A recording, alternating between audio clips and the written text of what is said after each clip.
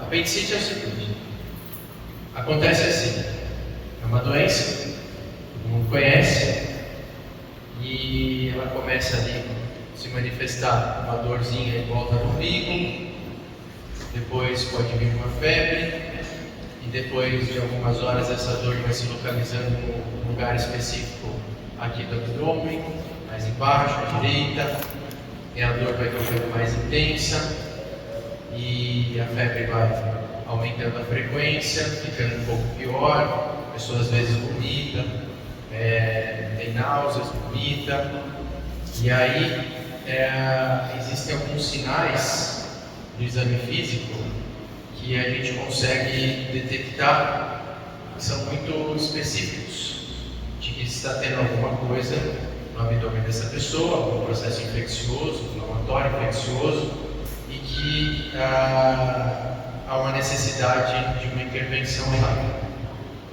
Se a pessoa está com apendicite, se essa pessoa não for operada, não tiver uma intervenção cirúrgica imediata, essa pessoa pode evoluir para um quadro chamado sepse, quer dizer, a infecção, o processo inflamatório toma todo o corpo da pessoa, e essa pessoa pode ter uma queda da pressão, e se nada for feito, essa pessoa pode vir a falecer. É assim que acontece a apendicite, resumindo bastante. Por que eu estou falando da apendicite para vocês hoje? Porque isso é uma lei, está na lei da natureza. É assim que isso acontece aqui em Botucatu, é assim que isso acontece lá em São Paulo. É da mesma forma que isso acontece nos Estados Unidos, no Japão, da mesma forma que isso acontece na Islândia, da mesma forma que isso acontece na China, na Arábia Saudita, em qualquer lugar do mundo. A apendicite se manifesta, em geral, desta forma. Isso foi visto por pessoas ao longo dos séculos, que era um processo que se repetia sempre igual.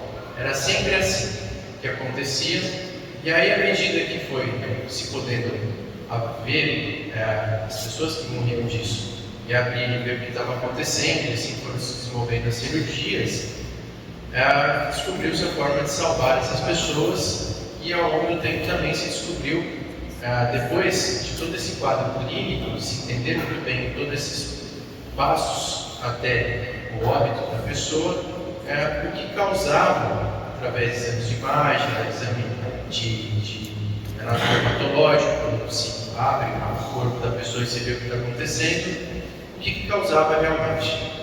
Então, eu trouxe aqui a apendicite para a gente falar para vocês, porque isso está dentro da lei de Deus. A lei de Deus, ela abarca não só as questões de espírito, mas tudo que acontece na natureza. Os espíritos, ao passar a codificação das leis para o Kardec, eles explicaram: as leis de Deus são as leis da natureza. Então, da mesma forma como tem um processo de adoecimento do corpo físico acontece de uma forma semelhante no mundo inteiro, nesse nosso planeta, se uma maçã cai de uma árvore, ela vai cair. Se você estiver embaixo, ela vai bater na sua cabeça, como observou Newton, e aí ele postulou a lei da gravidade. Então, as leis físicas também fazem parte da lei da natureza, como tantas outras leis que existem, que regem toda a parte da química, da física, da biologia, e que se repetem em qualquer lugar, em qualquer canto do mundo. Mas outra parte da lei de Deus, e é dessas que nós vamos conversar hoje, são as leis morais. Quando Kardec, no Livro dos Espíritos, ele organizou as lições dos Espíritos, ele nos traz, numa parte do Livro dos Espíritos, a explicação sobre as leis morais. E olha que interessante o trabalho de Kardec, fazendo parênteses aqui. Da mesma forma como cientistas, ao longo dos séculos, foram observando os fenômenos da natureza e organizando esses fenômenos de uma forma como eles eram observados, trazendo isso tudo para livros, para artigos científicos, e que de forma como se isso fosse reproduzido por outros artigos, por outros livros, por outros observadores, e aí sim comprovando a repetição dessas leis, Kardec fez um trabalho magnífico de, num momento do mundo em que havia manifestações de espíritos, manifestações mediúnicas acontecendo em boa parte do planeta, começando nos Estados Unidos com as mesas girantes, depois indo para a Europa com as mesas que ficavam batendo, e aí se foram postulando perguntas a esses espíritos. Kardec organizou, através das perguntas que iam se repetindo e das respostas que eram semelhantes a essas perguntas, o Livro dos Espíritos. Então a gente tem a roda já inventada. Kardec inventou a roda. Ele falou assim: os espíritos vieram falar assim, é assim que funcionam as coisas, e eles iam falando que essas coisas funcionavam dessa forma em lugares diferentes, ao mesmo tempo, com pessoas que não se conheciam. Isso tudo foi organizado no conhecimento, que são as obras de Kardec. E, fechando parênteses agora, dentro da sua obra, Kardec vem nos falar das leis morais. E as leis morais, como organização, a proposta do próprio Kardec, que separou em 10 leis, que os espíritos, como está escrito lá no Livro dos Espíritos, eles gostaram muito dessa forma como foi feita essa divisão, pois lembra os 10 mandamentos de Moisés. Então, Kardec, dentro das leis morais, a segunda lei que ele explica é a lei de adoração. E o que é a lei de adoração? O que é adorar a Deus? A lei de adoração tem relação com adorar a Deus. E quando a gente imagina, quando a gente fala em adoração a Deus, a gente sempre imagina uma coisa muito efusiva, assim, aquela coisa de ajoelhar, colocar as mãos para o alto e gritar bem alto, e uma adoração nesse sentido. Só que não é nada disso. Quando Kardec vem nos explicar da adoração a Deus, ele explica que adorar a Deus é simplesmente nos conectarmos com Deus através do pensamento. À medida que nós nos conectamos com Deus através do nosso pensamento, nós estamos adorando a Deus. Ou seja, quando a gente pensa em Deus, quando a gente, no nosso dia a dia, quando a gente agradece a Deus pelo que está acontecendo, quando a gente está ali no nosso dia a dia, está conectado com o Pai, nós estamos adorando a Deus através do nosso pensamento. Porque os Espíritos ressaltam que o nosso pensamento e a nossa vontade, eles são muito poderosos.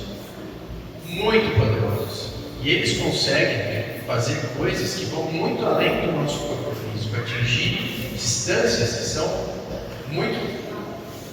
que a gente não consegue nem imaginar. A gente vê isso muito assim, sem saber, sem ter essa conotação religiosa, obras e séries e documentários que falam do poder do pensamento, do poder da vontade. Aquele livro Segredo, muito famoso, que mostra como as pessoas conseguem, mentalizando uma coisa, atingir os seus objetivos, porque o pensamento é de fato muito, muito poderoso. E a hora que a gente conecta nosso pensamento a Deus, a gente consegue estar mais próximo dele. E o que é interessante disso? No capítulo que vem antes da lei da adoração, Kardec fala sobre a lei da natureza. E explica para nós, os Espíritos explicam para nós, que na verdade, toda a lei de Deus está na nossa consciência. Cada um de nós sabemos quais são as leis de Deus. Só que isso é meio que apagado, abafado pelo nosso dia a dia, pela luta, pelo fato de estarmos encarnados, principalmente, pelo quanto nós estamos agarrados à matéria, preocupados em conseguir ganhar dinheiro, e na correria do dia a dia, nos problemas que vão acontecendo, naquele que nos incomoda, e tudo que vai surgindo, que é inerente ao fato de estarmos encarnados mesmo, isso acontece. isso vai abafando essa nossa consciência da lei de Deus.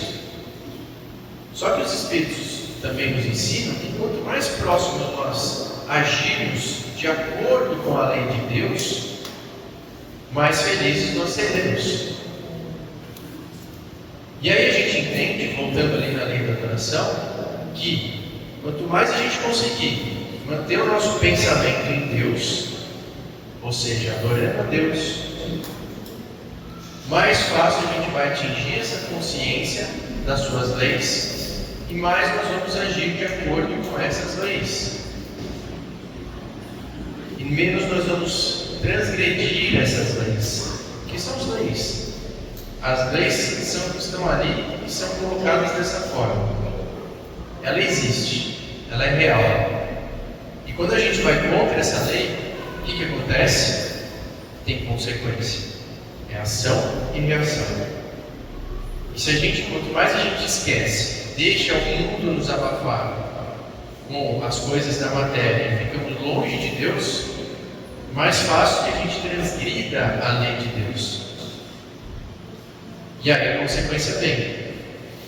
Por exemplo, um exemplo bem simples, bem corriqueiro.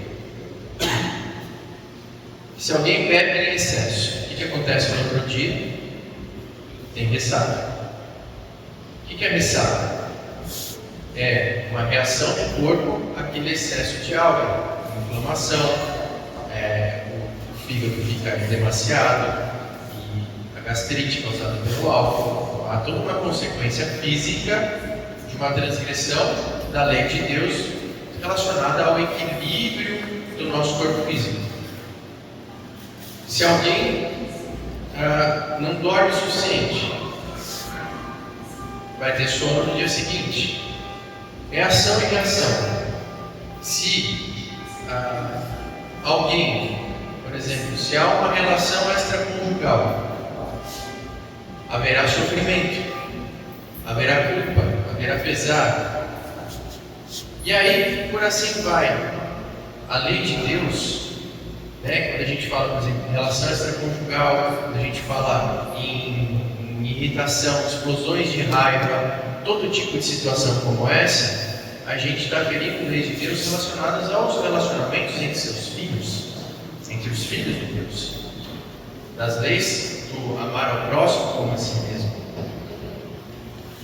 que é a principal, segundo Kardec, amar a Deus sobre todas as coisas e ao próximo como a si mesmo. E Kardec nos dá a dica, quer dizer, os Espíritos passaram para ele essa dica.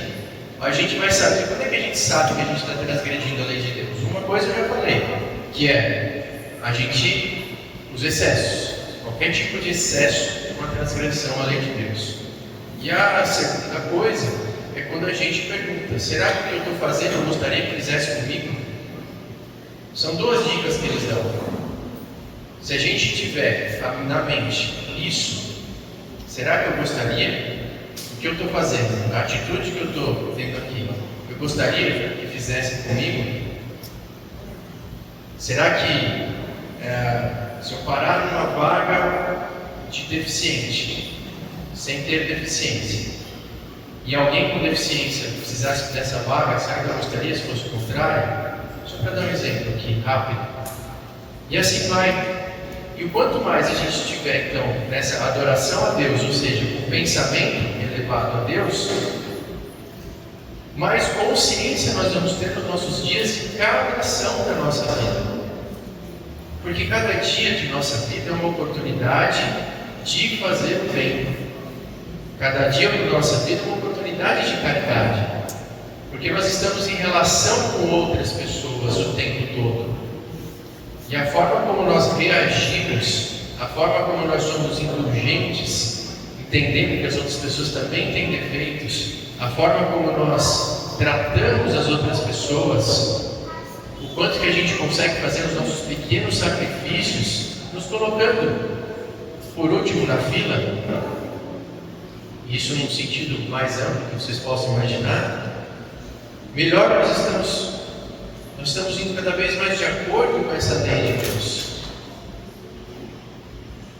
Então, estar Deus em nossa mente sempre lembrando dele, sempre. E é um exercício, viu, pessoal? Isso é um exercício, não é simples. Vou sair daqui da palestra, vou pensar em Deus o tempo todo. Mas quanto mais a gente estiver conectado com Deus, mais a gente vai se lembrando de estar conectado com Deus. Quanto mais quando a gente consegue perceber as coisas boas da nossa vida e a gente lembra de Deus e agradece, a gente vai estreitando essa relação com Ele. E mesmo nas coisas difíceis, quando a gente lembra que Deus está no comando, que aliás, entre parênteses aqui, esse é o princípio básico do Espiritismo. Esse é o princípio básico que Kardec trouxe para nós. O mundo parece estar extremamente doente, está. Mas a gente não pode esquecer nunca que Deus está no comando.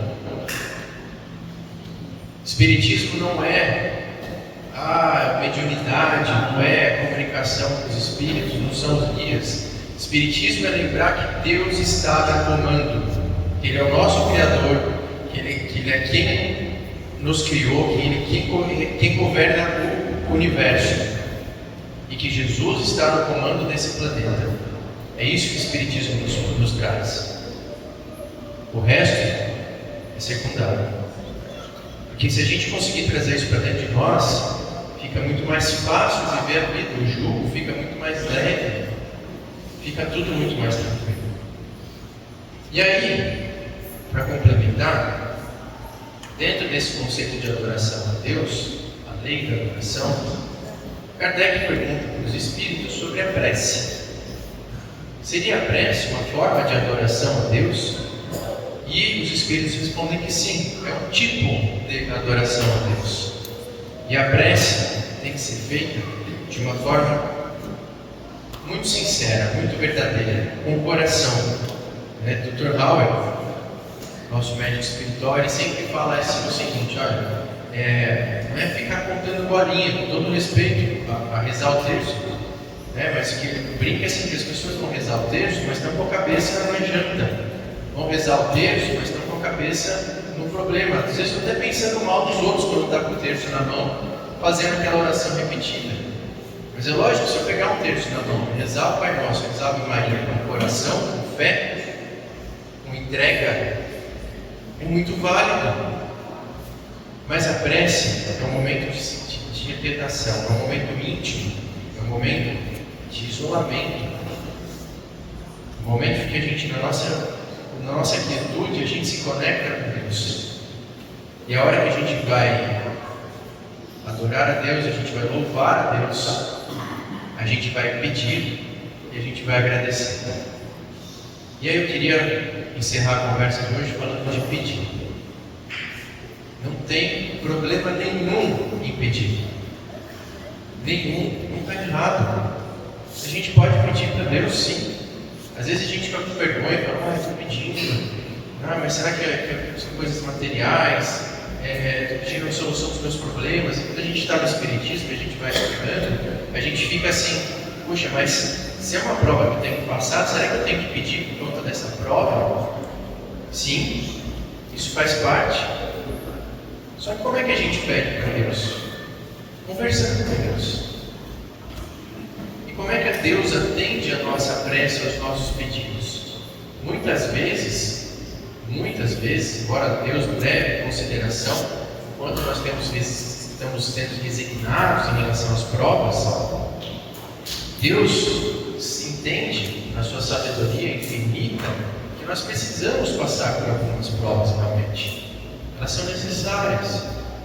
Mas quando nós pedimos em prece, Deus nos envia bons amigos espirituais que vão nos proteger, que vão nos intuir, que nos vão dar mais tranquilidade para passar por essas provas. Acontece a mesma coisa quando nós pedimos para os outros, para as nossas pessoas que nós amamos, para as nossas pessoas queridas, ou até para os nossos inimigos. Muitas vezes é uma pessoa que está muito longe de Deus, mas a nossa prece, com fervor, com sinceridade, com muito amor, vai fazer com que amigos espirituais, bons espíritos, se aproximem dessa pessoa e quem sabe essa pessoa comece a mudar de atitude, mudar o rumo, buscar algo melhor e consiga passar pelas suas provas de uma forma melhor também. A prece é uma conversa com Deus.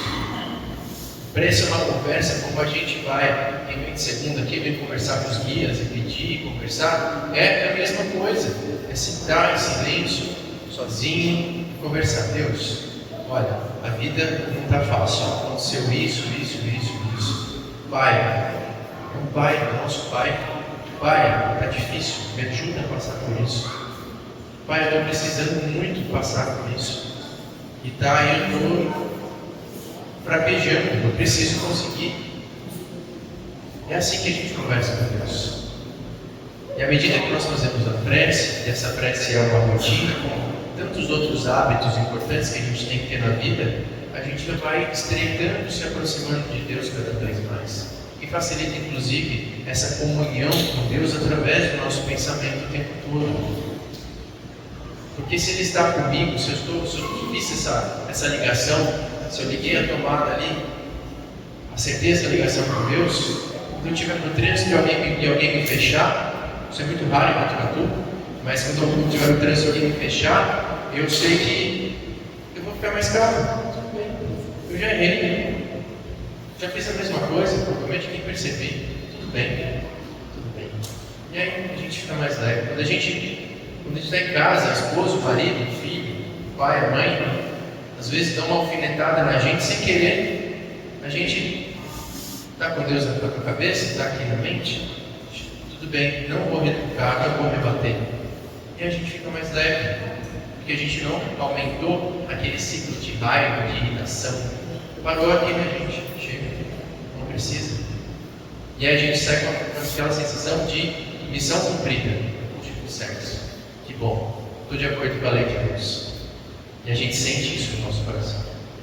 Então, meus amigos, eu rogo que vocês todos possam levar essa palavra no dia a dia de vocês, possam lembrar de Deus, nem que seja para, no começo, algo mais forçado, mecânico, mas lembre-se de Deus. Lembre-se de Deus. Deus é o nosso Pai. Basta, cabe a nós, cada um de nós, fazermos essa conexão, dessa adoração do pensamento, da comunhão com Deus. Que todos tenham uma semana maravilhosa.